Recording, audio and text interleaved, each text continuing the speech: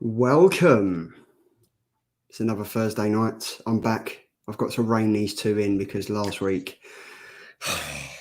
just chaos. It was a great show. Just absolute chaos of a great show. How are we doing? What? Oh, good, mate. Very good. All very good. good. Glad to be here with you two good-looking chaps this evening. Oh, thank you very much. Yeah. I'm not talking about you two. I'm talking about those two. Yeah, obviously. Up at the window. Yeah. But, Pinky and Perky. You had a wicked show last week. I was gutted I missed it. I did jump on before you guys went live, and I was just I was on a train. Was I on the train? Yeah, on the train station. You were on the train, mate. Running around London. Yeah. Yeah.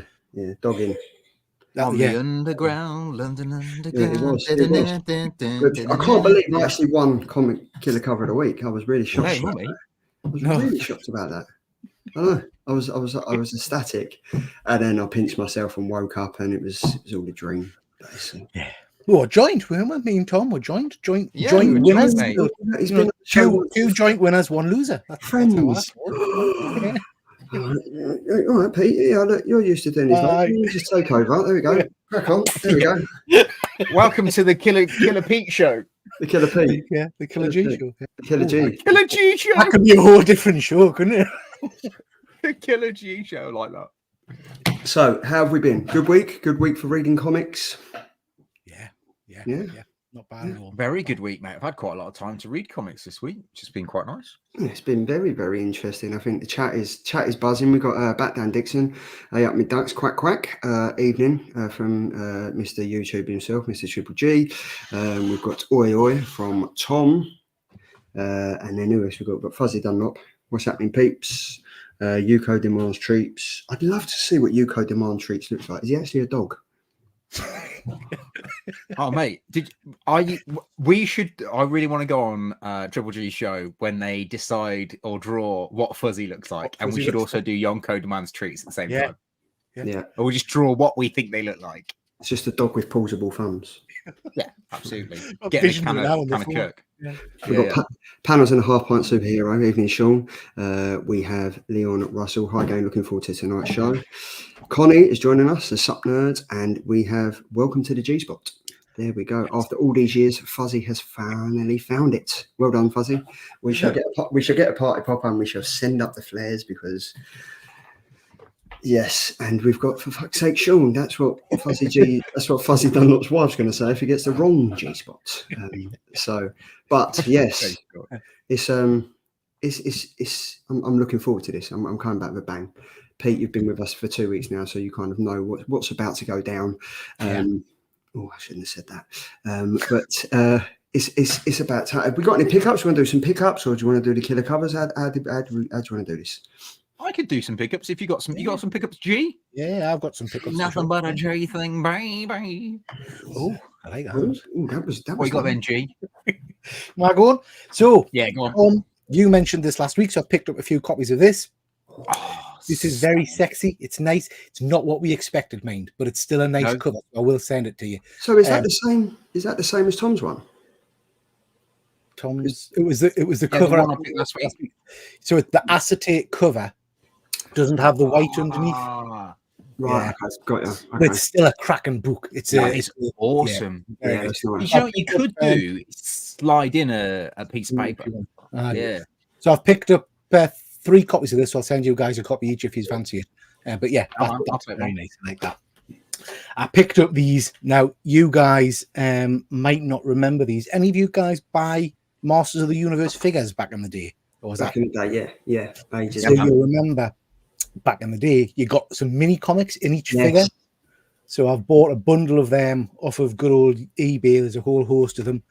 The Stench of Evil, I like that. So you basically get like a little mini comic that used to come with each of the action figures. So I've got 30 odd of those bloody things. Got a couple of duplicates, so I will give some of those away at some point. But yeah, picked up a whole host of them. They look wicked. They look quality. Yeah, I'm probably going to end up putting them in a frame or something. You know what I mean? Having like a big display of all of them or something like that. Next thing, the ladybird books they used to do, the little ladybird books. Oh, here we go.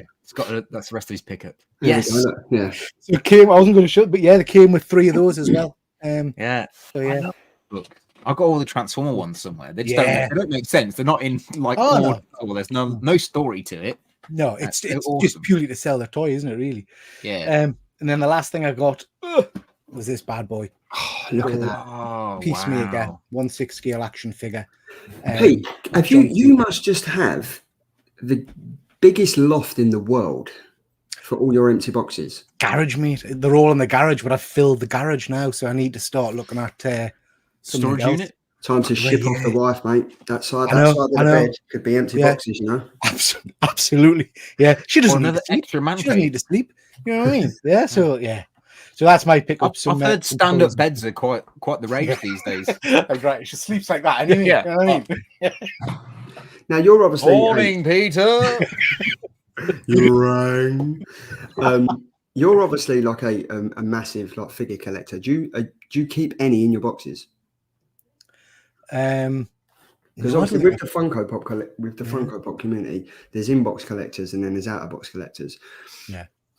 A lot of them, from what I've seen like recently, they're taking them out of the box, they're displaying them and flattening down the boxes. Yeah. Is that something you would do? So with the 1/6 things, I keep the big box, because obviously if you want to resell at any point, not that I have, but if you want to resell, you need them. My carded action figures, I think I've got all of them off the card now. And I don't keep the boxes because I kind of think they're lower value, I guess. Yeah.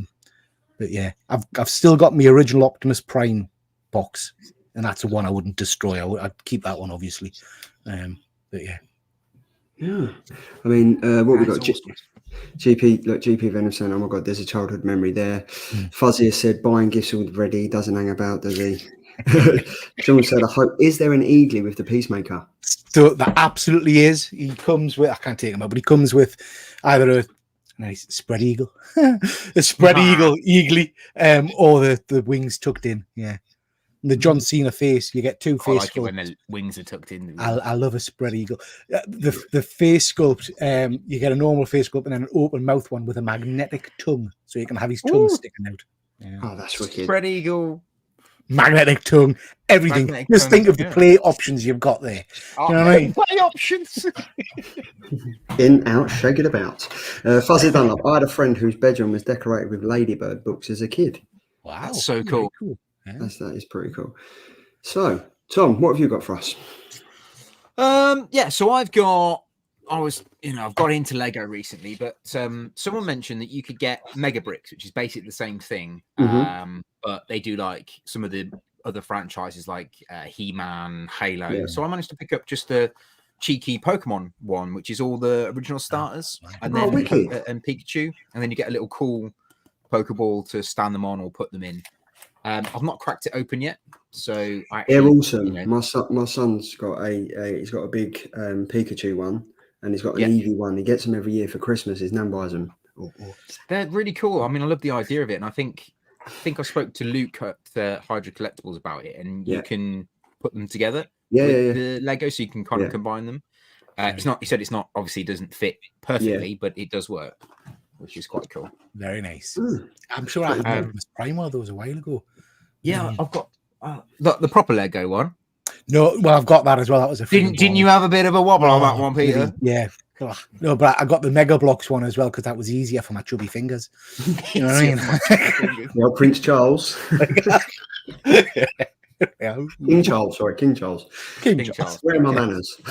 Yeah, where are your manners? Talking about Luke. Evening, Luke. Thank you very much for joining. Evening, Luke. Speak of the devil, and he shall appear. Leon, I've always wanted to create a frame display of old 50 sci-fi magazine covers. I'll get to it one day. Yes, you will. Indeed. Cool. Indeed. Is that all you've got, Thomas? No, I've got a couple of the bits. So I got the distillery, the Devil's Cut, but I've got the Taylor Lautner. Lautner? What's her name? What's her name, Charlie? How do you say it? I don't know. Oh, what's her name? So some like Latoya. Yeah, you mean Tula Latte? Tula Latte. Yeah, that's it. So I've got her cover because I thought it was stunning. I've not read it yet. I think we've decided that we're going to do a show specifically on this. So I've kind of left it one side. And then because it was the release of Mortal Kombat 1 last week, I got another copy of Mortal Kombat issue 0, which is the Malibu Comics version, which is the first issue of the Mortal Kombat book, which I'm really chuffed to have. Is that the first appearance of Mortal Kombat in comic form then? So it's technically the first appearance of the story of Mortal Kombat, okay, right. But all the characters actually feature in the Mortal Kombat special comic, which came out about 2 months beforehand, which is as rare as rock and horse shit, which is great. So I am on the lookout for it. So if anyone's got one, let me know. I did try and get the gold Goro version from Hobgoblin's Hideaway, and unfortunately, due to postage problems, it never arrived. And Tim refunded me kindly and helped me try and find another one. But somebody else has got that book and never returned it to Tim, which is really annoying because I got a book that wasn't mine and I returned it to Tim. But so unfortunately, there are people out there that don't do that. And of course, Tim couldn't track who'd got what, because of the way that FedEx had messed up the whatsits. But luckily enough, I got my money back. And Tim was very good about it. So I can always recommend Tim. He's awesome. Yeah, superb. There we go. I accept my tardy stamp. Good evening. What time do you call this? Good evening, Chris. Disappointed, Mr. Ding Dong. Is that it, Thomas? Is that all you got? Yeah, that's absolutely everything I've got, mate, this week. Okay, cool. So I'm going to follow on from what you got. I picked up a distillery. This is nice. This is full. I think it's, how many stories is it? I think it's 1, 2, 3, 4, 5. There's 11. There's 9 stories in it. 9 stories. I'm looking forward to reading this. Yeah, I can't wait to do it. I can't wait, and it's. I was pretty surprised when I got it. There was quite a few of them on the shelf. There was quite a few there, so I'm looking forward to it. So I've not heard of that one. What's that? I think you should get one, G, Distillery. And then we'll do a show. So distillery has been. It's basically it's been put together. So like you've got Mirko Andolfo, Brian Azzarello, Mark Bernardin, Elsa Charitia, Becky Cloonan, Francavilla, Jock, Joel Jones, Rand V, Tudor.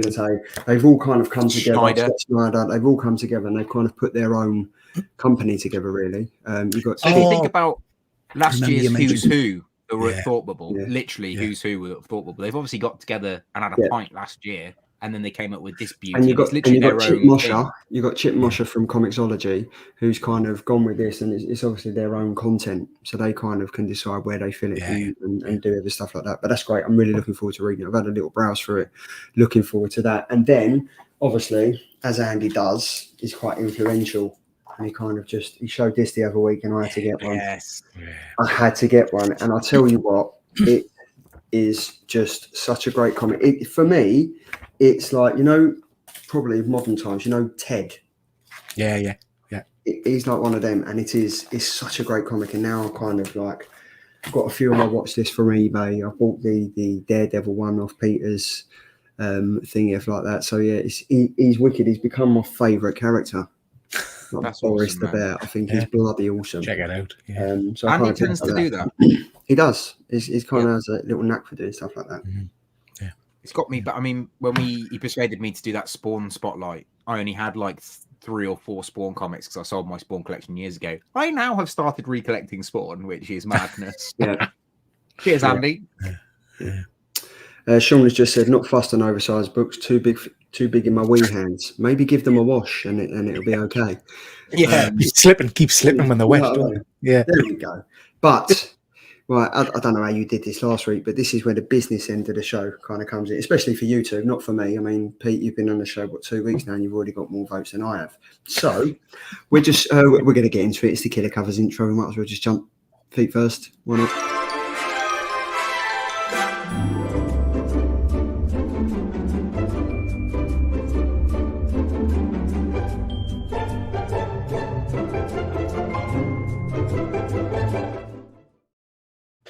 So, as always, I thought I'd put myself bottom of the pile because it's nice and warm down here.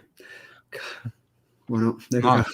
We've got the Killer Covers for New Comic Book Day, week number 39, which is September the 27th, which was obviously yesterday for all of you comic lovers out there. Up first, there we go, you saggy little Jimbo. There we go.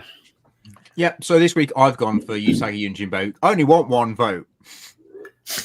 I wanted Comic Deal to vote for me, so... No, actually, to be fair, I saw this cover. Andy showed it off, I think, I think it was his last show or the show before. Yeah, he showed this off as one of the FOCs that he picked, and I fell in love with it. Ordered it. I think it's a really cool cover. It's done by Scotty Young. It's cover B, and it's for Usagi and Jimbo, Ice and Snow. And it just says what it is on the tin. It actually looks like he's freezing, which I think is really cool. I love the kind of gradient effect in the background where it goes to blue to white, back down to blue. It really has that cold feel to it. Yeah. And also looks like he's got a cold lightsaber, even though I know it's a sword, but it's pretty cool. Yeah, that's why I picked this one. So there you go. And Scotty Young can do no wrong. Yeah. No, exactly. I was gutted that I missed out on the Scotty Young cover the other week. Tom, I think you was gutted as well, wasn't you? The Transformer one.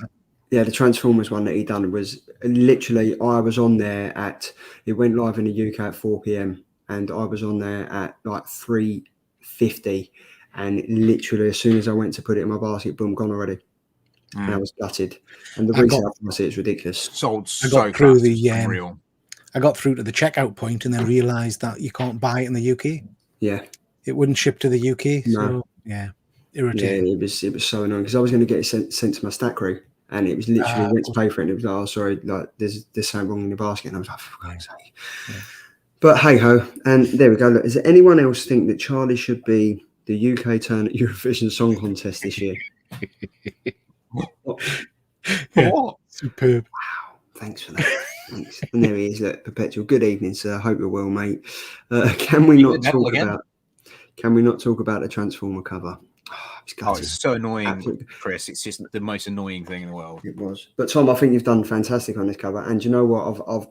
I've secretly, I didn't want to say this just in case Comic Deal's on the show, but I really like him. I really like Usagi Yojimbo because I've just been playing the Shredder's Revenge, the Teenage Mutant Ninja Turtles game, and he features in this as well. He's a badass character. I think he's wicked. And now I've kind of got a little penchant for a white rabbit carrying a ninja blade. So there's I think there's this one, and then there's another one coming out, which is Usagi and Jimbo in space. So he kind of goes around and meets other samurai from outer space. It sounds ridiculous, but I think I might jump on that just because I've never read Usagi and Jimbo before. No. And Comic Deal talks really highly of him. So, I mean, why not? I mean, this also comes from the guy who hates Batman. Exactly. What do you think of this, Pete? I absolutely love the cover. I'm like you guys. I've not actually read any Usagi Yojimbo, whatever he's called. That's the other one. That's the Geordie pronunciation. Usagi Yojimbo. That's his wife, Usagi Yojimbo. Comic Deal actually recommended one of the books to me, so I picked that one up. But yeah, I love it. I think it looks tremendous. I love the blues and the whites. It's Scotty Young in it. Although, saying that, mind, if you hadn't told it was Scotty Young, I wouldn't have known. It's not his usual kind of style. Yeah. So I love it. I think it looks great. Yeah. Right. I've gone for Harley Quinn number 32, cover C, the Rose Besh Creator Castle variant. These are amazing. Like there's so many of them. And I've got all of these on order at sponsor drop Slab Crusaders. But these are wicked. And obviously, like I picked a Harley Quinn cover last week. I know everyone's like, oh bloody hell, it's a Harley Quinn. This is awesome. Like I'm not even going to say anything more about this. This is wicked. Like the story is actually pretty good. The cover's pretty good. She's done some fantastic covers out there. So yeah, I've picked Harley Quinn again. And what? Bring it. I'm not going to win. So but, I feel like Rose Besh has become the new Peter Moko, but better. Yeah. I think Rose Besh has got some extremely awesome artwork. Mm-hmm. She's also, unlike Peter Moko, she has got a style, but she's not limited to her style. Yeah. She does these baby kind of things, but she also, if you go back and look at some of the other stuff she's done, I don't know if you guys remember, she did a cover for Next. Yes. Like a burning flame lady that kind of was fluorescent. That's an incredible cover, but that looks nothing like this one. But you can still tell it's a Rose Besh cover. She's incredible. I like this cover, mate, to be fair, and I love the set of these. I really like that her hair's almost like not transparent, reflective. I think that's really quite nice. I love the colour work on it. I just think it pops, doesn't it? And I try to keep away from picking up just pure cover buys, but a set of these on your wall would look tremendous. And this is it. So when I kind of went to James at Slab Crusade and was like, I'm getting in early. I did a post on it on my Instagram. It was like, these are coming out. Ordered all of them, so I've got all of them. That no matter what one she does, I've got them all. And I was going to be like, oh yeah, well, I'll get a couple. I've got a couple in CGC guaranteed 9.8. I say a couple. I think there's about 6 of them. And then I was kind of like, yeah, I need to kind of just rein it in now, because you're looking at £45 a pop. And yeah, I had the initial idea of, they're going to look great. They're going to look amazing. I was like, yeah, they might look amazing when I'm outside clawing to get back in my house because my wife shut me up. So, very nice. Side note slash question, mate. You just said a couple, then you said you got 6, right? So obviously that's I'm not very good at maths, okay? I'm not very good at maths. No. I'm just saying that's half a dozen, right? The other day at work, I said to one of our apprentices, I was like, any chance you can get me half a dozen bolts and 10 bolts? And he went, how many's half a dozen? I was like, well, it's half a dozen, and a dozen is how many? And he went, I don't know how many is a dozen. I was like, oh, for fuck's sake. I mean, I'm not very good at maths, and I'm kids these days. But I know that 12, dozen is 12. My God, these people. But yeah, so I've gone with this. I think it's great. I'm going to have to rein it back in, so I don't spend no more money on CGCs. So that's my cover pick this week. It'll be a winner this week, mate. And then Peter.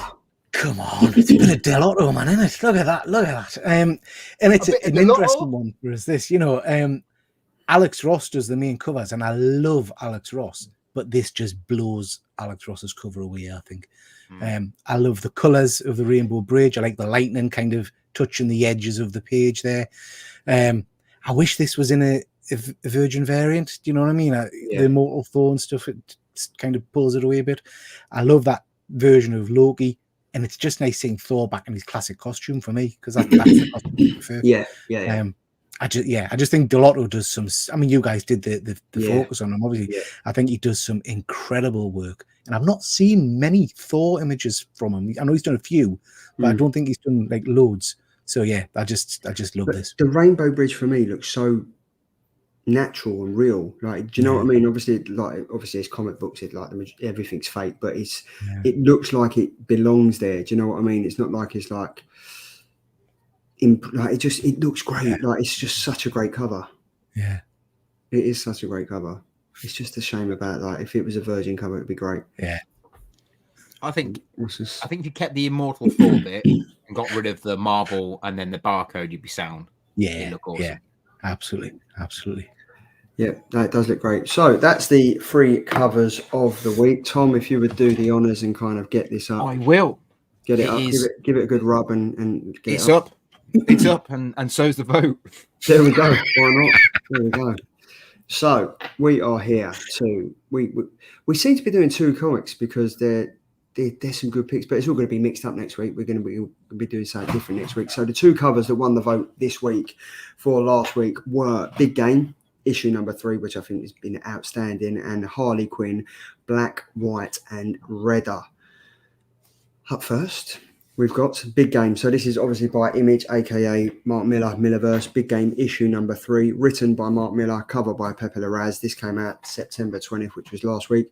Only 3 covers for this. Like, you'd think with such this massive comic, you'd think there'd be more covers, but no. And I actually quite like that, because there's like they're not like literally flooding the market with everything. They're keeping the solidarity on the actual comics. So you've got the main cover by Pepe Larraz, cover B, which is the black and white variant by Pepe Larraz, and we have cover C by Travis Cherist variant. Who wants to take this away? I can if you want. Go for it, Thomas. So the premise behind this one basically is it carries on from where it left off from issue 2, with all the heroes being hunted down by the fraternity. Is that what Nemesis? Yeah, the Eternity. But the Nemesis fraternity. Is badass, isn't it? Nemesis, the badass that's hunting down, but the fraternity is the evil group that's hunting them down. And it starts off with this the kind of planes trying to hunt down. Is it Hulk? So basically Hulk, if you get my drift. Yeah. And they're also hunting down the vampires. From that awesome comic about the vampires, which name I can't remember off the top of my head. Probably should have written it down. But Yeah, so this basically the Night Watch or something, or the Night the Night Watch. That's it. The Night Watch or something. Yeah, I'm not sure. Yeah.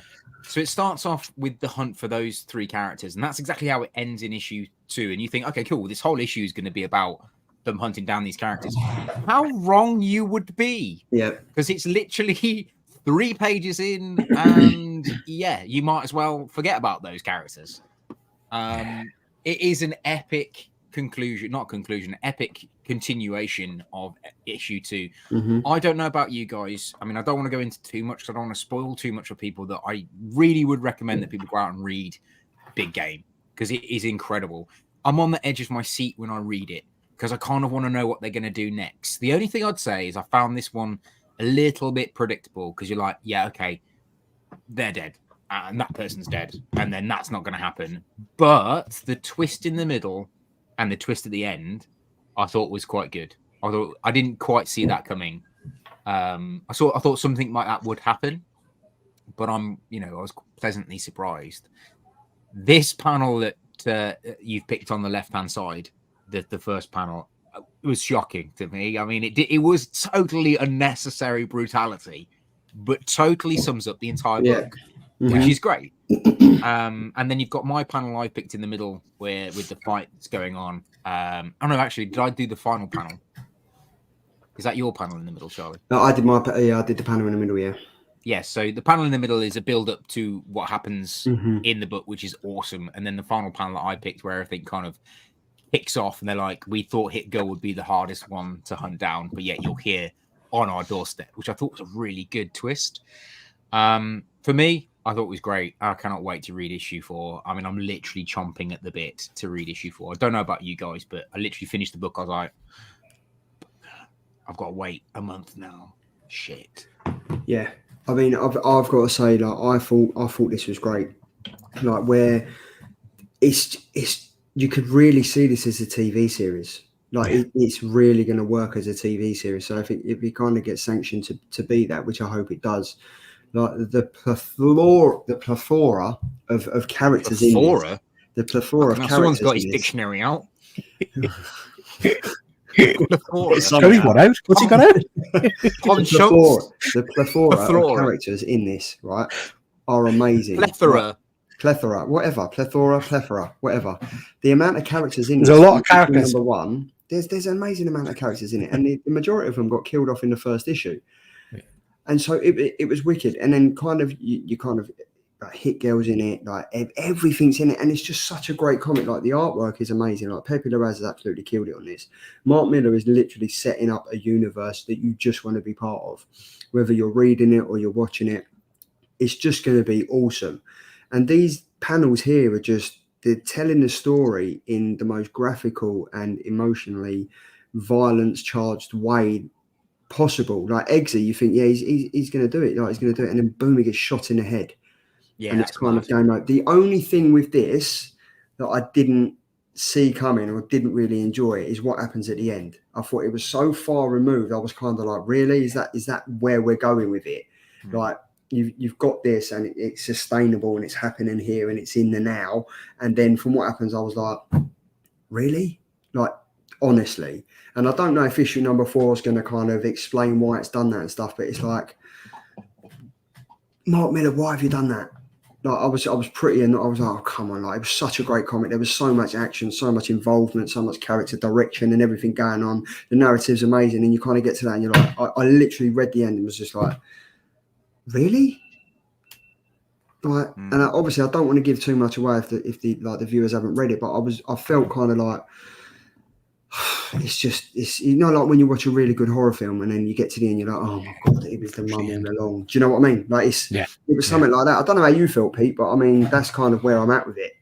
So, I think you're absolutely bang on. I'm really enjoying this. I suffer perhaps a little bit because I don't know who some of the characters are. So the guy you mentioned at the start, Tom, I don't think I've read a comic with him in. I haven't got a clue who he was. I picked up I kind of picked up the background to him, but it's not a book I've read. Mark Millar's obviously trying to tie in all of his properties, which is why I think we've got that end page you talked about, Charlie, because I'm assuming that'll link into is it the cosmonauts or something that have been mentioned before? Mm-hmm. The cosmonauts are the characters that are dead. The guys that travel to from time. That's right. Yeah. I think the artwork's stunning. I did get to the point in the middle, and you've mentioned it there, where Eggsy got shot in the head. And I think that was kind of the point where I thought, nah, Mark Millar loves these characters. He's not going to wipe everybody out permanently. So I started thinking maybe there's going to be a twist here. And then we got the time jump. Yeah. And I thought, I wonder if this is by the end of the series, we're going to get a retcon and actually everybody's all right. Do you know what I mean? Yeah. I don't know. I do agree with you there, mate. But is he done that on purpose to make you think that? Maybe, maybe. Because he is a bit crackers, isn't he? I mean, his comics are very unexpected. I loved the fact this week I've read The Magic Order volumes 1 to 4, and they appear in this comic, so I'm all for that. They are superb characters. Superior getting obliterated at the front there was a complete surprise. Unnecessary. Just mental, you know. But yeah, I am really enjoying it. It's interesting. It's only 4 parts, I think, isn't it? Is it? Yeah, I think it's only, I think so. Yeah. No, 5 parts. 5 is it? Yeah, 5 parts. Yeah. So, yeah, it's really interesting. Again, being slightly disappointed in the fact that I can't remember what the name of that book is, Tom. I don't know if it is. It's Night Guard or Night Watch or something. I love that. I love that mini series.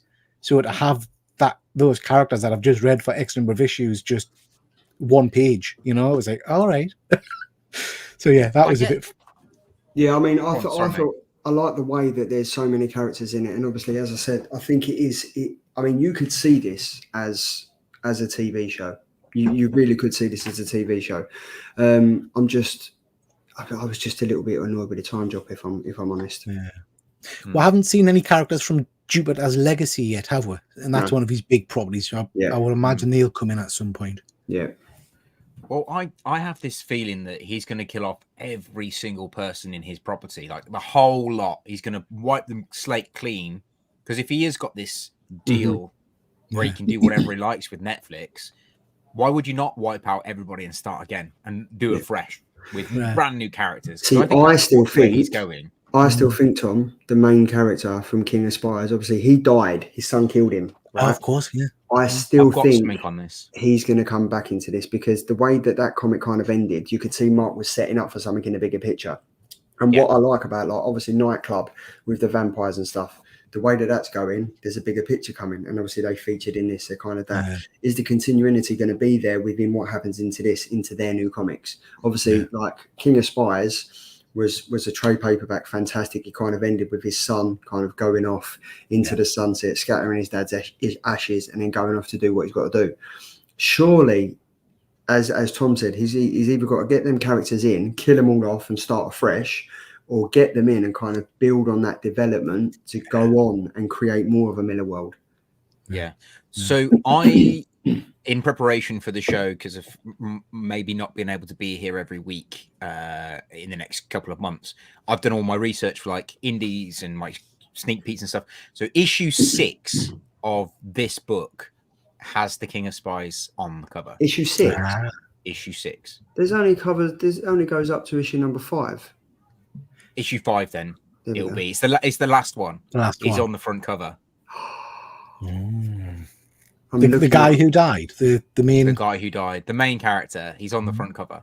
See, I think it's going to be timey-wimey in it. We're going to have some kind of time shenanigans going on. Yeah. But I'm hoping, I mean, if they do that, I hope they can't bring everybody back. And it's a case of, we can go so far, we can change something. But I would say there's a couple of things I want to pull out on this book. So they allude in the first issue to the villains being able to basically mind wipe everybody to forgetting that the heroes ever exist. We don't know how they did that yet. And we don't know what character they used to do that yet. So is that character going to turn up and be like, actually, let's just mind wipe everyone that the villains never existed? And then the other thing I noticed was Mark Millar takes a lot of stabs at Marvel and DC. Yeah, he does. In the fact that like Marvel and DC just aren't doing anything decent these days. And like I think there's a bit where it's like, people don't care about comic book heroes anymore because they get their fix elsewhere. Yeah. They've got Pokemon hoodies and stuff in their shop now. No Marvel DC, which is actually how it's going. So, you know, listen up, Marvel DC. But do you know what? Like, if I don't know if you two either of you read it, Crossover from Image. Yes, right? Start reading it. This is what Crossover should have been.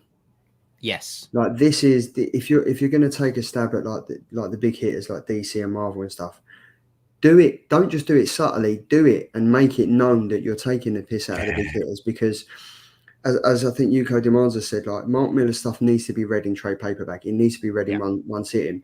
And that's the problem with this. I'm chomping at the bit. I'm literally chomping at the bit because I'm like, right, where are we going now? Even though I got to the end of this comment, I was like, what? I was still wanting to know why has he done this? Because with the ambassadors, I drifted off. After issue number 4, I was like, I'm weird. This ain't my cup of tea. I'm not into this. And then when they featured in this, I was like, oh. So I went back and read. And when you read it, there's subtle pulls coming to big game. Yeah. They're kind of all tail and ending and spinning into this big thing. And I think it's great what he does. And he's clearly got a really good relationship with Pepe Larraz, because they're kind of on the same wavelength. They're kind of, it's very rare. And sometimes you kind of get a writer that works with an artist so well that what they're writing down is portrayed graphically. Yeah. And I definitely think they've got a relationship. And I can't wait to see, especially in King of Spies, when he did his trade paperback there was additional pages of like the black and white sketches and like all the mood boards and stuff. And I can't wait to see if there's any mood boards for this, especially for some of the panels in issue number 1 and this panel you picked here on the left, Pete. Like, this in black and white would just be phenomenal. Yeah. The art is stunning. Yeah, it is. It really, really is. I mean, I'm for the story wise and like the artistic like development and stuff. I'm going to give it a 10. I'm going to kind of put to one side like how this ended, but I'm going to go on like the first 3 issues of this.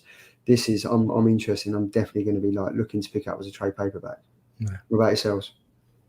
I would say this issue solid 8 out of 10. More so for the artwork than the story itself. Because like you said, the ending was a twist, but slightly disappointing. But I'm chomping at the bit to read the next issue. So job done, really. The comic has given me what I wanted. Yeah. So yeah, I'd give it a solid 8. Yeah, I'm with you, Tom. I think for me, it was a really good read. It's one of those books where I'm excited to pick up the next issue, and sometimes I don't get that with some of the books. You know what I mean? So this has left us wanting more. And yes, the end was kind of off the wall, but it did interest us. It was like a what the hell's going on kind of moment, which intrigued us for the next issue. So for me, it's a solid 8. Ain't it weird? I was chomping at the bit because I wanted to pick up the next one, but with Night Terrors, I was chomping at the bit to put it down. Just put it down. Yeah. But yeah, no, this is a quality comic, and I can't wait. I think the next issue comes out. Let's have a look. The next issue is out. Issue number 4 is out on the 18th of October. So we've got 2 weeks to wait for that, or 2 or 3 weeks to wait for that. So yes, the next one. And then the trade paperback is out December 20th. So just in time for Christmas. You can add that to your Christmas lists. And there we go, Yuko Demands. You can add that to your Christmas list. You can put that in your little stocking with a nice little biscuit, and you can give that a read. There we go. So then we've gone from that, and then we go from that to Harley Quinn, Black, White and Redder, issue number 3. So I read Black, White and Peter's pick. Peter's sneak pick. This was last week. It was. I read Black, White and Red, the initial one that this was done, and it was done by I think obviously a load of artists, load of writers, but Katana Collins was kind of like the head writer on this, which is obviously Sean Murphy's wife. 3 covers out. Main cover, Cliff Chang. Cover B, Mirka Andolfo. Merc, I call her Merc, we're on first name basis, Mirka Andolfo. Okay. And then I've gone for cover C, the 1 in 25 Sanford Green. This is obviously written by Gal Simone and the artist by David Baldian. I'm going to take it away because obviously last week, Pete, you kind of said that you was looking forward to reading this. You've read all the other stuff. You kind of like how this all tail spins and there's all different stories and how Harley's perceived and stuff. And it's really enjoyable. Issue number 1, I enjoyed. Right, I enjoyed the whole thing about like the gymnastics teacher and stuff, and actually got revenge on it. Issue number 2, I was kind of like, yeah, I'm still a massive Harley Quinn fan, but I'm kind of losing patience a bit of where these stories are going. They're just kind of filling things. This issue for me, I kind of read it, didn't really enjoy it, and then ended up going to read Harley Quinn issue number 32, like continuing on that because I've been following that through. For me, I went for the middle panel here because obviously this is broken down into 2 or 3 stories. So each story is a different artist, is a different story, is a different like persona of Harley Quinn. Out of all 3 of them, the panel you picked on the left-hand side was very much Strange Adventures. Adam Strange, Strange Adventures. That was very Strange Adventure-esque. That was how it was set up. The art was the same. I've gone for the middle page, which I did enjoy. I enjoyed that story because it was very much about like Harley Quinn, the old story of her working in Arkham Asylum, turning into the Joker, and etc. like that. And then she ends up waking up to next to Where's Wally? So I didn't really get that. And then obviously, Tom, you've gone for the panel on the right hand side. But I think overall, I think this was a weak Harley Quinn story, if I'm honest. I enjoyed it, but not as much as I thought I was, and not as much as you bigged it up, Pete, last week. So cheers, mate. Thanks for that. Yeah. Go on, Pete. Go on. What you got to say, mate? I thought this was a masterpiece. I thought it was you liar. I'm lying. I'm talking shit. No, do you know what it is? So I thoroughly enjoyed issue 1. I really enjoyed parts of issue 2. I bigged this up last week. This bored the tits off me. It was just, the first story was okay. Yeah. That's about as much as I can say. I didn't understand what was happening in the second story. I don't really know what. That wasn't a version of Harley Quinn's origin I'm particularly familiar. I don't understand it. I don't know if it was trying to do you know that superb graphic novel, was it Harleen? Harleen, yeah. It had vibes of that to it. Yeah. But I didn't get it. And then the last story, I have to say, did my head in. I couldn't cope with it.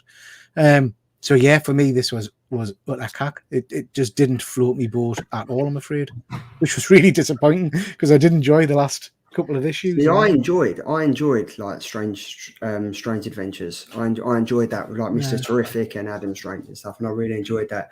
And I kind of, out of all the 3 stories that were there, I have to say that one was the best one. Like I enjoyed that, and then obviously at the end where she brings back the plant and it eats the cat and stuff, and I enjoyed that. I thought that was okay. Yeah. But then it just kind of tail span, and then I ended up looking at myself like Harley's looking at the Joker, thinking, "Why have I just wasted 15 minutes reading this absolute tosh?" Like, I mean, like, oh. But yeah, Tom, what did you think? I thought it was a load of shit. Okay. As you see, it's like catchphrase. Say what you see. It was one of those books, like, and yes, I did think it was a big pile of crap. In all fairness, I didn't think it was well written.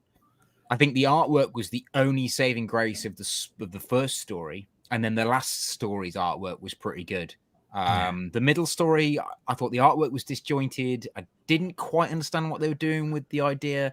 It kind of felt like it was trying to be a horror book, but not a horror book. Yeah. And then it was like, what is this all about? The last story was kind of right, let's try and do the animated Batman, but in a really quirky way. Yeah. Didn't really work for me. The strange, like you said, the Strange Adventures thing was like, all right, let's just do a spin on it, but with a Strange Adventure style. Again, didn't really make much sense. But I'll tell you what, for me, if a comic book, if you read it, it takes you 15 minutes to read, you finish it and you're like, what was that? What happened? And then you walk away from it, and then you come and do a show with your friends, and the only reason you can remember what happened is because of the panels on the page and what people have said.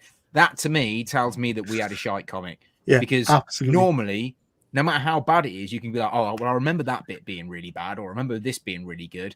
For me, when he first showed it up, I was like, I can't remember anything. I can't remember what I was going to say about this book. I was dreading Charlie saying, right, Peter, Tom led the last one, you lead this one, because I haven't got a frigging clue what I read. I remember the Strange Tales one, but the other 2 tales completely out of my mind. Yeah, I couldn't remember either of them. I just think it was... I can't see where they're going with Harley at the moment. I mean, they're talking about her, like, obviously, if you've been watching the Harley Quinn TV show, the cartoon, like, that's very much like Harley Quinn messes up the multiverse and everything like that. You kind of know the direction of that, like the kiss bang kill story, whatever they're doing with that. With this, I don't see the point of these stories. Like, you've got Harley, her regular comic, like the Harley Quinn issue number 32 we're up to now. We know that Harley. I I don't see why they need to overpopulate the market with Harley. Like, obviously, I love it. I'm a Harley Quinn fan. Like, I love it. I love picking up the covers and like seeing her different changes and stuff like that. But I just don't. For me, it's just DC pushing out the same content over and over again. Like, they're just literally using old characters, old hashing. Like, how many times can you tell the Batman story? How many times can you tell the Harley Quinn story?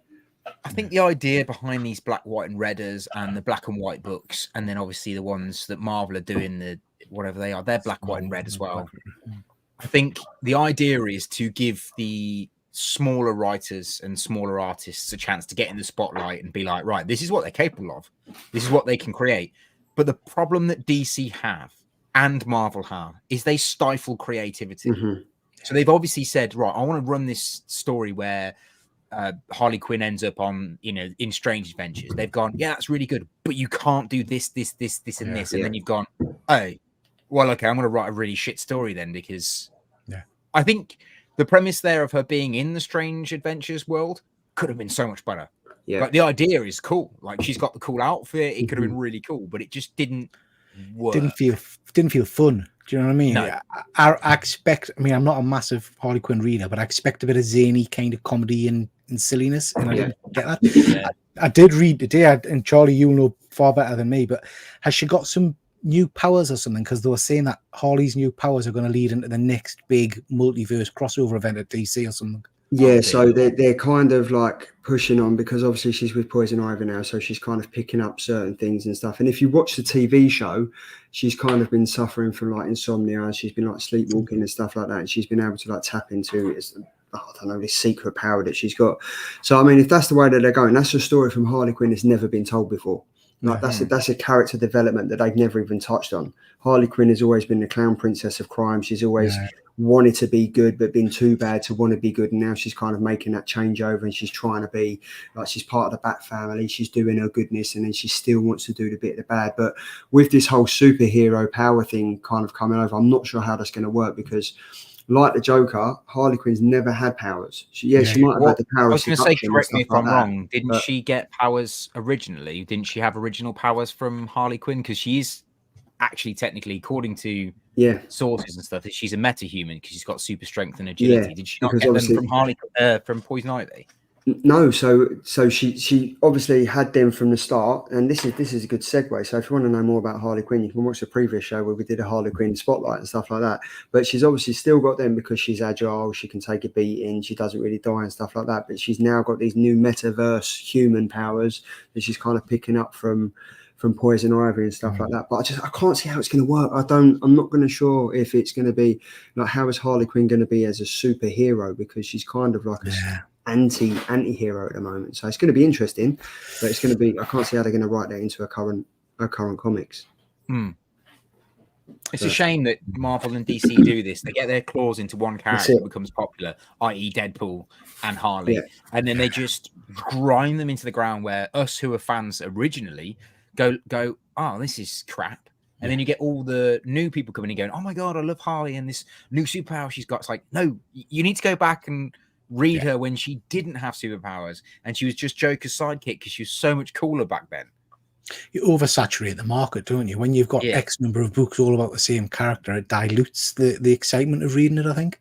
Yeah, definitely. Yeah. And I think even just for this comics, for this comic, you've got 3 chances at a decent story, and I wouldn't say any of them hit for me. They killed them with all of them. They killed them. And do you know what I'd really like to do? I'm gonna go back to like last year or the year before last, when it was the Batman and it was the Joker, and there was that massive, like, the lead up to the Joker War. The best thing DC could have done was killed off the Joker. Like, the whole lead up to the Joker War was edging towards that. And like, we're totally going off topic now, but it kind of leads into what I'm trying to say. The whole lead up to that, the whole premise was that was the Joker War. There was going to be this massive battle. Batman was potentially going to kill Joker, and that was it. The way that the Joker War ended, you thought the Joker was dead. The whole build up to that was so much better than the actual ending of it. And yet again, they're not going to kill off the Joker. Like, let's be honest, it's one of their like main characters.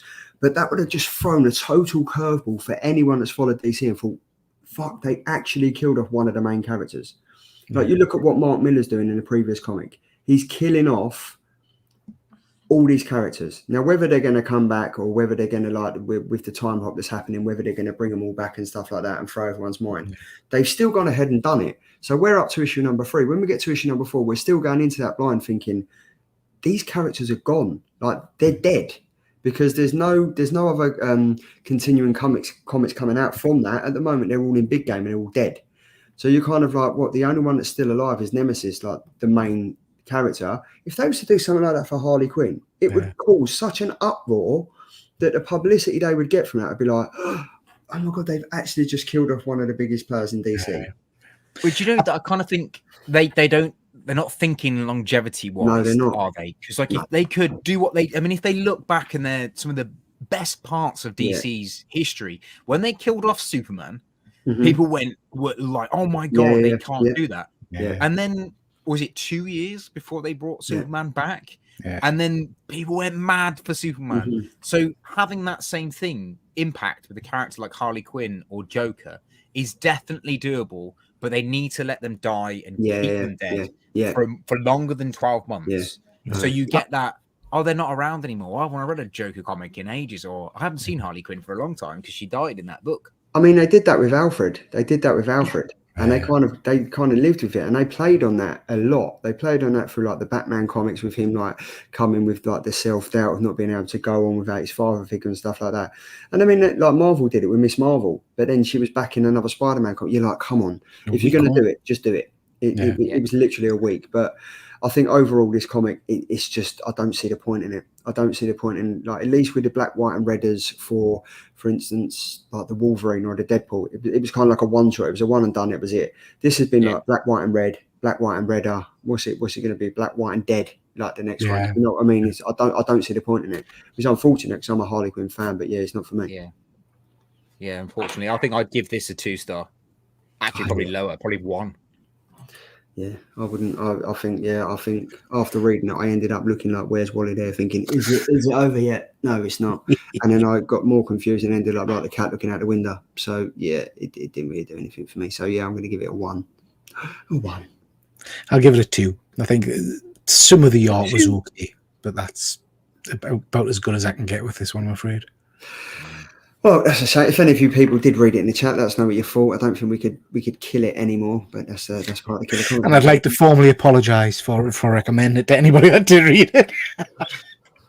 Sacked. Peter's just he will not be. Let me just repeat: he will not be appearing on the show anymore.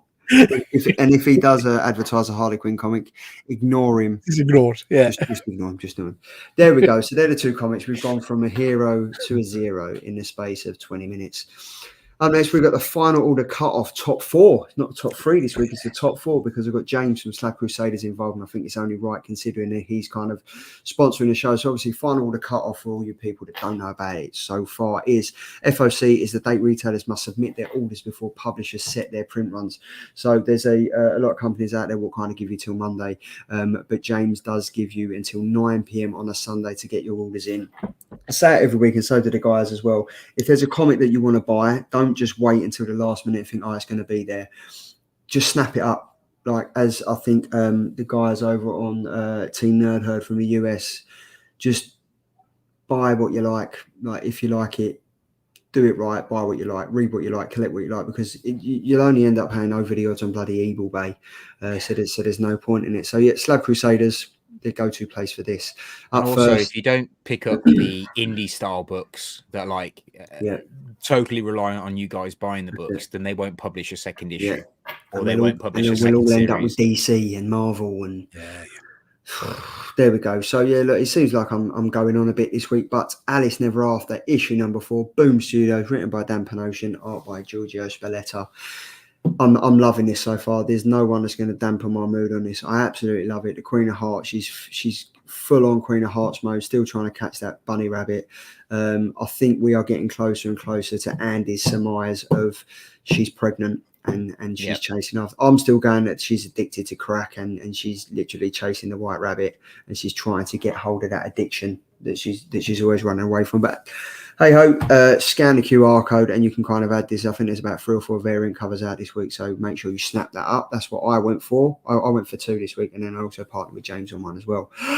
This is the one. This is the one. So this is Action Comics 158, DC Comics, written by Philip Kennedy Johnson, who is also writing the fantastic, incredible Hulk over for Marvel. And then we've got the art. I think the art is done by variant artists. And then obviously the cover art is the fantastic Carla Cohen. I've snapped this up. I've 100% snapped this up. I've got it in a raw, and I've also gone for I've gone for the Slab Crusade, so a 9.8. And if it comes back any lower than 9.8, I can either take it as a 9.6 and get a partial refund, or get a full refund. So to be honest, this is a no win, no fee claim. To be fair, it's an absolutely fantastic cover, and as Andy said on our chat earlier, it looks like Marilyn Monroe. It's phenomenal. Like, it is phenomenal. And when we've had Carla Cohen on the show, and we know how much work and detail goes into what she does. And this is traditional paint. Like, she's not a digital artist. This is traditional. This is sensational. Like, it's the fact that it's completely painted. Yeah, it reminds me. Sorry, Tom. It reminds me. Did you guys ever watch Smallville? Yes, it's so much like Smallville. Yeah, when Clark had the he never had the Superman suit, but he had the leather jacket with the embossed sign on it. You know, it looks like that. I love it. It's brilliant. And it was the Smallville logo because he went to Smallville High, didn't he? And it was, that's right. It just reminds me of Kara. Like, so, like, it's just amazing. So yeah, definitely pick this up. This is one that I think this is going to be snapped off shit. And I spoke to James from Slab Crusaders, because when I messaged him last night, I said, I'm going to go for this. Are you going to go for this? He was like, yeah, I'm going for this. And I was like, I want to order it. Please let me order this. And he was like, you're the first one to order it. And I can't see why this hasn't been snapped up before, because he'd done a preview of it a couple of weeks ago on his Facebook show. But this is fantastic. The only thing I don't like about it, though, is on League of Comics, it's got a Virgin variant of this. I haven't seen the Virgin variant of it, but I would like it to be without the Action Comics on it. Yeah. I want them to start putting barcodes on the back of comics again. Yeah, because it's so annoying. It's so annoying. But and there we go. Look, Andy, literally, I've never been in love with a comic cover before. Okay, maybe Jock, but this is a close second. This is sensational. Like, this is an absolute no-brainer, which is why I had to get it. So that was my pick, as well as James's. And then, Tom. Yeah, so I've gone for Edenwood, which is written and artwork by Tony S. Daniels. You remember him from Nocterra, which is an incredible comic. The reason I've picked this one, guys, is because it's a creator-owned, and it's about a multiverse of demon hunters hunting demons throughout the multiverse. And I thought, how cool. So I suggest getting issue 1 just to try it. And of course, Tony S. Daniels is an incredible artist. So even if you just buy it for the artwork, it's probably going to be worth it. I have a feeling from reading the synopsis, which I'm not going to read out loud because it's absolutely lengthy and I'll get all tongue-tied, but it sounds like this could be optioned as a movie in the future. Wow. It's got the premise to be. It's a bit like Endgame on steroids. Yeah. So all these people are going to come from the multiverse to fight other people from multiverses. So yeah, I think it's going to be a good book. Looks very cool. I like the look of that. Yeah, it looks really. I'm interested to read this. Like, you love all your like gothic type of history books. I love that. So I mean, it's wicked. I do, mate. Yeah. The mythical side of things. Mythological, yeah. This, Jesus. This is an awesome book. Is this you again, Peter? Yeah, I thought Tom would like this one. Yeah. So this is. You suggested reading it. Yeah. This is the Ribbon Queen issue 4. If you haven't been reading Ribbon Queen, it is by God, and it's wicked. It is so good. It's so creepy, based on the premise of, you'll heard that saying, if you touch that, you'll be cut to ribbons. So basically, this, whatever it is, we don't know yet, has got the power to basically shred your skin. So your skin spools off like a ribbon.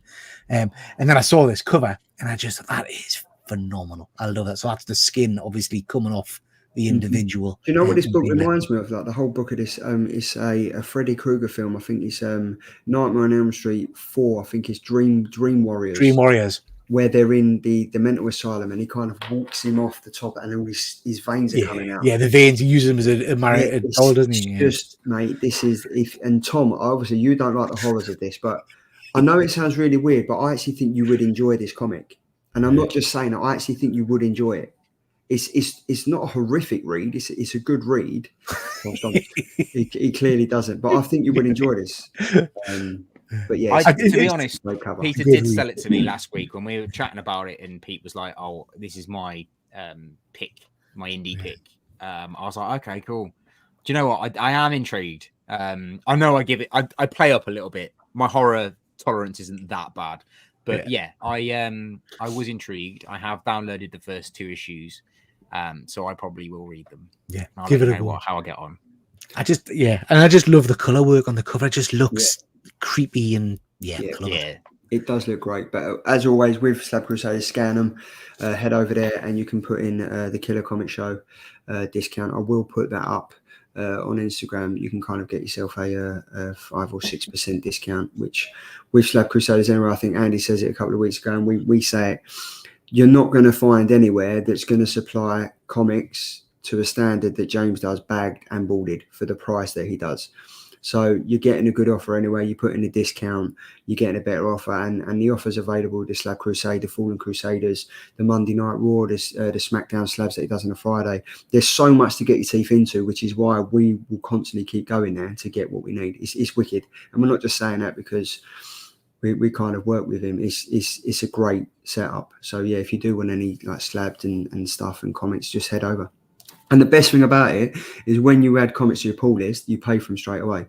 You're not just going to be hit with a massive bill of like, you've got 30 comics and you owe like 150 quid and you're like, oh my God, what am I going to do? You pay them as you go. And you literally, the way the email comes through, you select what ones you want, all the variant covers, you select them, you pay for them at the end. Easy as anything. So yeah, 4 fantastic covers there. So moving on, we've got the Killer Indie Picks, October 4th, which is next week. So up first, we have... There we go. Transformers issue number 1, written by the fantastic, multi-talented Daniel Warren Johnson and art by Mike Spicer. The distributor's SQ is on the screen for you to read, and this is in shops October 4th. This was on FOC 2 weeks ago.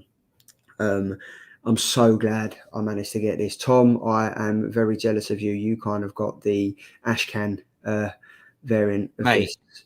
My whole life revolves around Transformers, so there was no way I wasn't going to get the 2 Ashcan versions of this. I've got the 1 in 100 coming. I've got the 1 in 25 coming, the 1 in 50. I wasn't going to miss this bad boy. I'm really glad that you've picked it as an indie, mate. It's absolutely fantastic. Yeah. And just to show you, I spoke to you a couple of weeks ago. This, Pete, you'll probably know about that there. Yeah.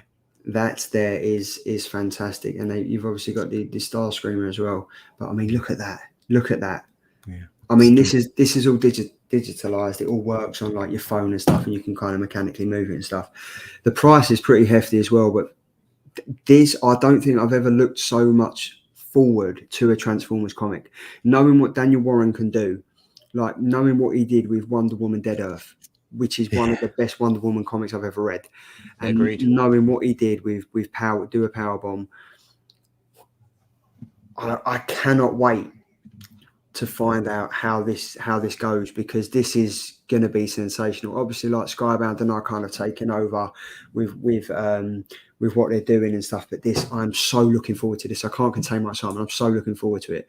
So this is why it's on the indie pick, and it is going to be my pick for next week. So I've already beat you to it, mate. It's in the drive. Oh, okay, there we go. So that's Transformers issue number 1. There we go. Tom, you can talk about this one.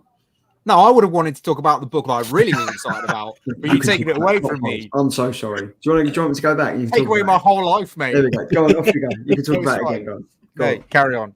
I was going to say one thing about Transformers, though. I watched a recent interview with Daniel Warren Johnson, and someone asked him what his, basically, out of all his creations and all the books he's done recently, what would he consider his best one that he's done? And he said, hands down, without a shadow of a doubt, Do a Power Bomb.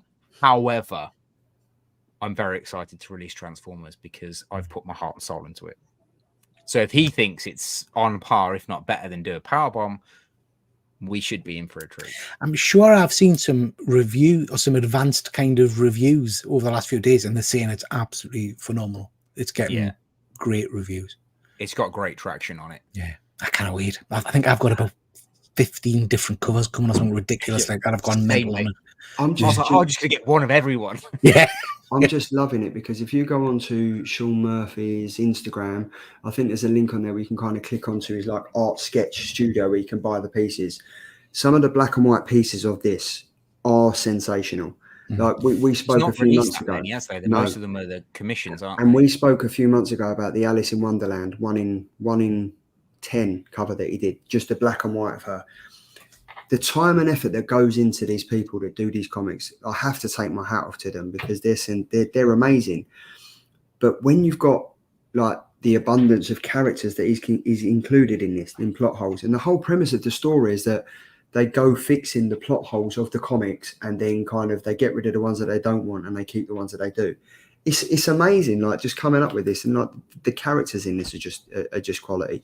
And I really, really think this is gonna do well, and it's gonna read very, very well as a trade paperback because of all like the little character parts in it at the end of the comic and stuff. Is it an ongoing or is it a mini series? I think it's ongoing. I actually do think it's ongoing. Yeah. Because I tend to, if I know it's a mini series, I quite often just buy it and trade and read. I've got the first issue of this. I've got the fall version. Fuzzy Dunlop got us onto it. But if it's ongoing, I'll probably start picking it up and reading it now because I've not read any of it yet. I've heard great things about it, but yeah, no, I'm very much looking forward to it. We have been joined by AEW royalty. We've got Dr. Von Hoot's comic from Spiral Dimension. Good evening, sir. Thank you very much for joining. Cannot freaking wait for Transformers. Heard an interview with DWJ, and he says he's going to feel for the Transformers, the movie '86. Yeah, by far the greatest Transformers movie ever made. So, yes, if we can kind of go for that, that'd be great. I've ordered 14 issues of Transformers 1 ordered. Wow. Okay. Tom's ordered 17, and they're all the same. Yeah. And he's going to make them into a duvet. There we go.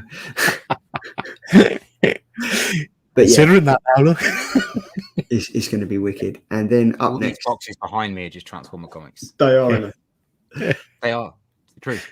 We've gone for The Sickness, issue number 2, written by Jenna Char and Lonnie Nadler, and the art is by Jenna Char. Unfortunately, I don't think we was able to read the first one. I think because Uncivilized Books, they're not on Comixology. I reached out to Uncivilized Books. They didn't get back to me, so we didn't have a cover to read. Pete, did you manage to read this? No, I've not seen this one. No. I think because we picked this up, I think it was myself or it might have been Andy that kind of picked this up to read it, and unfortunately we wasn't able to read it. But the whole premise of it is pretty good. If you have managed to read issue number 1, you'll understand how good it was. But I think it's kind of like the end of the world, and the sickness is kind of taken over and killing everyone. So I've gone for this. I thought it was something different. Not sure if we'll be able to read it, but hey ho. Yeah. So yeah, and then we are now Tom. Where are we at, Sonny Jim? So. This is the important part. With 10% is you at the bottom. Okay, that's fine. And then with 34% is me. And then at the top is Peter with 55%. No. Oh. Well done. I'll take that. Well done. I might have made them read a shit book this week, but at least my cover choice wasn't bad. Yeah, man. Do you know what? I think you chose a good cover there, Pete. I'm just used to it now. I'm just scraping up the barrel. There we go. But yeah, I don't know what I can do. I don't know what I can do. If people in the chat want to tell me what I can do, that'd be great. But no, it's all fun and games. It's all fun and games. So well done, Peter. Thanks for joining. Now, obviously, you can find myself and Tom over on Instagram. It's instagram.com/geekyguycomics, and then Twitter is geekyguycomics. Tom, what have you got for us? If you want to find me on Instagram, you can find my comic book stuff on Not Quite Mint, or you can find my PT page on Tom Main PT. I'm running a thing at the moment, guys. If you want to join the T2 movement, as it were, you can pay for 3 months up front, and you totally get January for free. So you get 4 months for the price of 3. So just so you know. Look at that. And Pete, where can we find you, sir? I'm on Instagram and on YouTube under Triple J Comics, and just got my usual stuff. A couple of live shows and videos and things coming out. Couple of live shows. He's got one tomorrow. He's got one in a minute after me, and then he's got one at 5 o'clock in the morning, one at 7, one at 9, and then one at 12. So yeah, you are absolutely killing it, Peter. And just going back to Transformers, Mike Spicer asked for reference material from DWJ for the colours, and DWJ just told him to watch Transformers 86. Tremendous. Yeah, and there we go. Look, G-Spot, Top Spot. That's your nickname. That is the name I'm going to be calling you at Thought Bubble. G-Spot, Top Spot. There we go. Great stuff, guys. Thank you very much for joining. But that's not it. Oh no, we have the Killer Comic Show sneak peek for next week. We'd like to leave you hanging, but Tom, what have we got for them? Do we not read the comics this week for next week? Yeah. Transformers comes out next week. Is it? I've got it wrong. Yeah. Okay. Well, I was just trying to keep you on your toes. Never mind. But we can read Transformers if you want to read Transformers. Yeah. But we'll be reading it the same week it comes out. Oh, okay. So we can mix it up a bit, can't we? I mean, it's our show. We can do what the fuck we want. Right, so we've got Transformers 1, and then I guess it's the same for Plot Holes as well, no? Yeah, all of these are out next week rather than this week. That makes sense. Okay. So kind of scrap that. We'll do those three. We'll come to a conclusion of what comics are going up on the vote, and then you can use the community tab on YouTube and you can place a vote. That's another show done. That was enjoyable. I'm glad to be back. I've missed this. So thank you very much for making my Thursday night enjoyable as always. Triple G, it's always a pleasure having you on, sir. Tom, you sexy stallion of a man. Thank you so much, as always. I love both of you. I think you're great humans. Love you. I think it's awesome. But Pete, what have you actually got coming up? Because I know this is where he pulls out. He's like, this week I am done. I've got a live show Saturday night, which is my Saturday night live, and then Monday night I've got our usual Monday live show.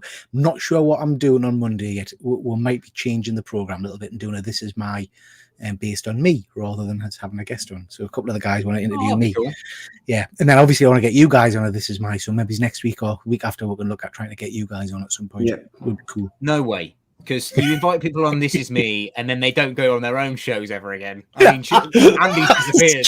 That's very true, yeah. Andy's like, yeah, I'll do it. And then he's like, never comes back to the Killer Comic Show. He goes like, this is me. YouTube. I'm actually a better human. No, I want to be me. No, I'm not that. No, thanks. But yeah, no, great stuff. And there you go. Look, Fuzzy Dunlop has backed me up. There you go. A new Plot Holes was supposed to be out this week, but it was delayed. So there's a plot hole right there. There we go. Just saying on your show with Andy, if you guys in the chat or anyone watching the show on Rewind haven't seen Andy do This Is Me with Triple G, it's really heartwarming and quite relatable. Andy touches on a lot of things that go on within the comic book community, and it is very worth a watch because Andy basically touched on the fact that we should be kind to each other, and we really fucking should be. Yeah. It was a great show. He's a great guy. It was a really interesting, and he's got so much stuff. So much. I didn't realise he had half that stuff. He's got so much stuff. Honestly, he's like. Is he booked in for part 2? Yeah, booked in part 2. Yeah, Dickinson of YouTube.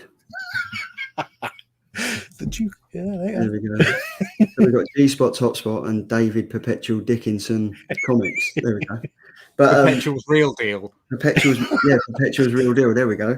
But guys, that's another Thursday done. Thank you very much for joining. Thank you for everyone in the chat that contributes to this channel. I mean, if you do anything this week, go on Slab Crusaders and get some comics pre-ordered because there's some fantastic ones, and get that